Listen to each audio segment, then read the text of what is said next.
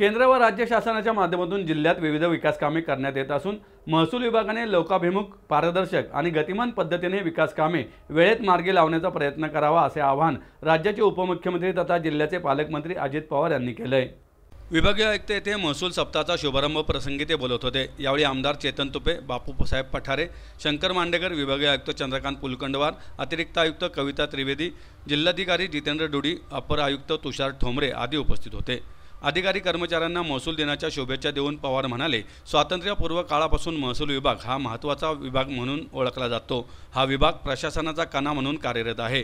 अतिवृष्टी, पूर परिस्थिती, नैसर्गिक आपत्तीच्या काळात महसूल विभाग नागरिकांना दिलासा देण्याचे काम करीत असतो। इतर विभागांनाही सोबत घेऊन लोककल्याणकारी योजना, ध्येय धोरणे, उपक्रमांची प्रभावी अंमलबजावणी करण्यासोबतच प्रशासकीय गतिमानता आणण्याकरता महसूल विभागाने काम करावे। कोरोनाच्या काळात महसूल विभागाने आणि इतर सर्व संबंधित विभागाने उत्तम कामे करून संकटाशी सामना केला याची नोंद नागरिकांनी घेतलेली आहे असेही ते म्हणाले। पुलकंडवार म्हणाले, महसूल विभाग हा प्रशासनाचा कणा म्हणून कार्यरत आहे। पुणे विभाग हा प्रगत आणि विकसित विभाग आहे। येथील नागरिक सजग आहेत, लोकप्रतिनिधी अभ्यासू आणि कार्यक्षम आहेत। त्यामुळे समाजाच्या अपेक्षा पूर्ण करण्याकरता विभागातील अधिकारी व कर्मचाऱ्यांनी लोकाभिमुख, सदैव तत्पर राहून पारदर्शकरित्या कार्यक्षमतेने काम केले पाहिजेत।